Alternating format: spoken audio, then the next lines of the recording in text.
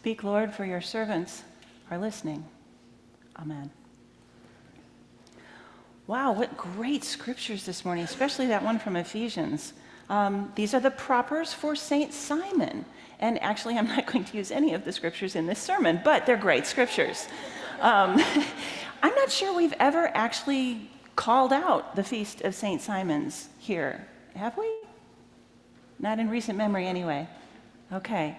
Well, Simon's feast day was Friday, and so we're celebrating that today.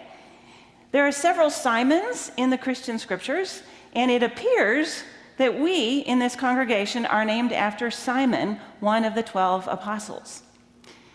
It also appears that we're named for a nerd.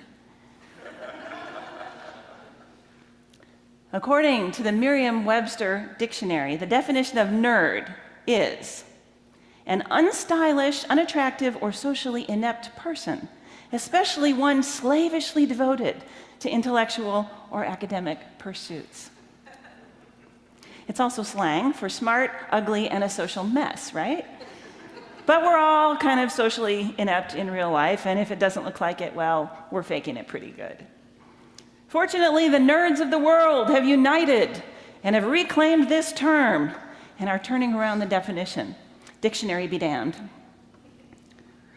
A nerd is someone who is so interested in something, so passionate about it, that they have just immersed themselves in the experience and the knowledge of that thing.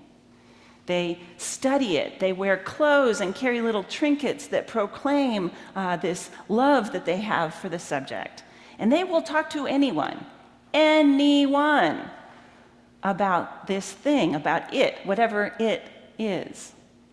Their heart and their mind are completely given over to this thing that they love so much. I bet you can think of a couple people in your life like this. And that's a really beautiful thing, isn't it? And speaking of nerds, I've spent a good bit of time in the dictionary this week. The definition of another word I'm thinking about, according to the Oxford English and Merriam-Webster dictionaries, is this: great energy or enthusiasm in pursuit of a cause or an objective. Eagerness and ardent interest in pursuit of something. Fervor. Sounds a little bit like nerd. But you know what it is? Zeal. For those of us who practice our faith in an open, curious kind of way, maybe for those of us who have some church wounds, zeal is a four-letter word. It conjures up this very fundamentalist or rigid approach to faith, an approach that's concretized. It cannot change. This is it. An approach that says, I am so passionate about the way I see faith that I'm going to convince you that you have to believe it, see it that way as well. And yes, we all know that happens. That would be the shadow side of zeal. But zeal also has a light side. In its healthy expression, it is a powerful force that propels us past objects and pain toward the common good, toward things that make for wholeness, things that bring joy and beauty and love.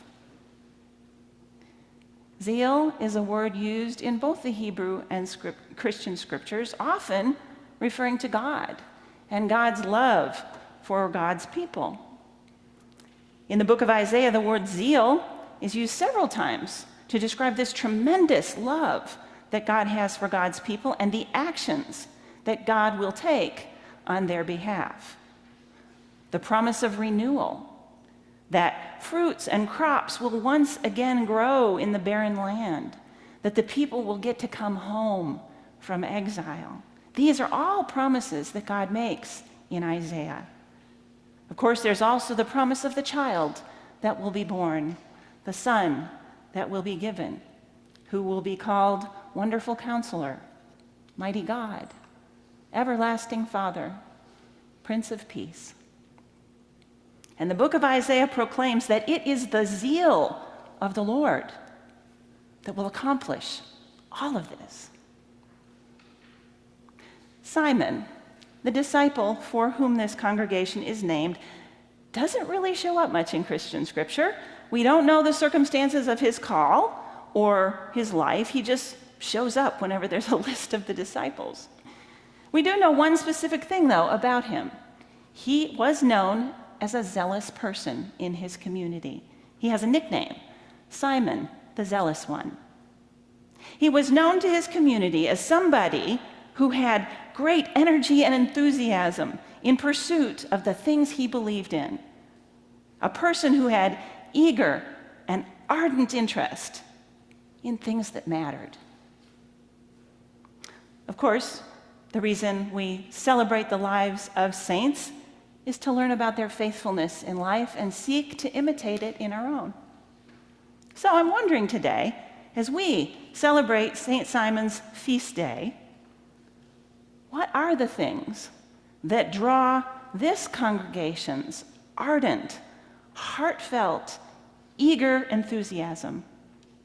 What are the ideas or beliefs or mercies that draw our collective hearts and minds in so deeply that we risk becoming nerds?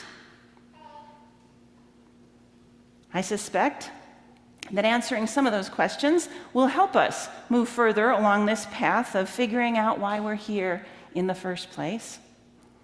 Zeal, paired with love, is pretty unstoppable, opening to us the Spirit and presence of God, and also opening us to our neighbor.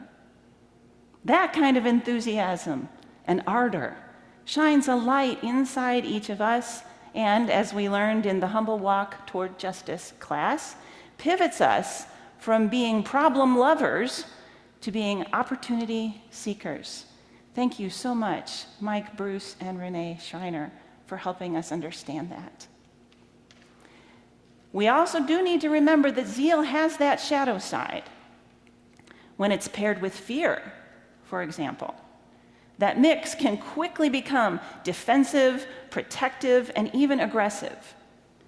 This kind of zeal does become that concretized, rigid kind of thing. Zeal and fear combined create anxiety, which shuts down all our creativity and curiosity and narrows our focus to one very specific point. The only good decisions made from a place of fear are the ones that tell you to run away from the bear. Beyond that, anxiety and fear are poor guides. We don't really pray to saints in most Episcopal churches, though some do. Knowing that the saint we are named after was a zealous guy, if we were inclined to ask for his help, it might sound something like this. Blessed Simon, we don't really know what you were so passionate about in your life, but since you apparently left everything to follow Jesus, we think it was him, that he was the focus of your zeal and enthusiasm. Since you're right there with him now, please ask him to protect us from connecting our zeal with fear and to show us where we have done that. Please ask him to help us pair our zeal with love so we would know best what he would have us do and be in this world, that everyone would know that the commonwealth of God has come near. Thanks, Simon.